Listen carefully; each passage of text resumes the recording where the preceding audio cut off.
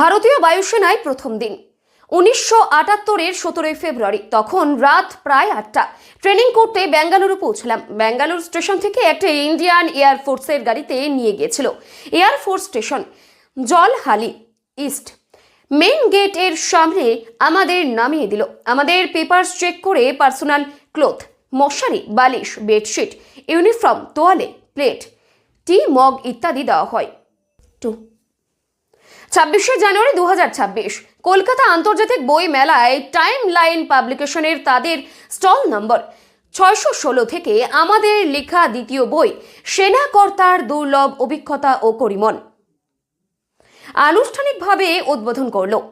আমার আত্মীয় পরিজন, বন্ধু ও স্বজন, তথাপি উৎসাহী পাঠক পাঠিকার ভিড় ও উৎসাহ আমাকে অনাবিল আনন্দ ও প্রশান্তি দেয়। সবার শুভকামনা ও শুভেচ্ছা পেয়ে আমি সত্যি আনন্দিত ও উৎসাহিত।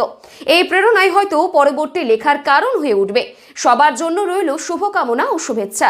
নমস্কার, আমি ঋত্বিক বন্দ্যোপাধ্যায়। আমার দ্বিতীয় লেখা বইটি এই 2026 আন্তর্জাতিক কলকাতা বইমেলায় প্রকাশিত হল। বইটির নাম সেনা কর্তার দুর্লভ অভিজ্ঞতা ও কবিমন। বইটি সম্বন্ধে একটু বলার আগ্রহ রইল।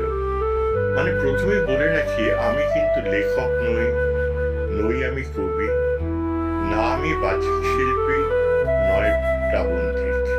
কিন্তু আমি একটা অন্য পেশায় আমার জীবনটা কাটিয়েছিলাম। আমি খুব অল্প বয়সে, মোস্ট প্রবাবলি 16 বছর 8 মাস, আমি ওই বয়সেই ভারতীয় বায়ুসেনায় যোগদান করি। আমার ছোটবেলা থেকেই ইচ্ছা ছিল যে আমি আমার দেশকে সেবা করব। সেখানে 21 বছর আমি সেবা নিবৃত্তি করে তারপরে আমি যোগদান করি IIT খড়গপুরে, এবং 8 বছর অতিক্রান্ত পরে আমার তখন ভিতরের যে একটা সংস্কৃতি আমার লুকিয়ে আছে সেটা প্রকট হতে আরম্ভ করল, এবং আমি একটা সুটেবল চেঞ্জে তখন রবীন্দ্রভারতী বিশ্ববিদ্যালয়ে 2007 সালে যোগদান করি, এবং নিরাপত্তা আধিকারিক হিসেবে ওখানে আমি যোগদান করি।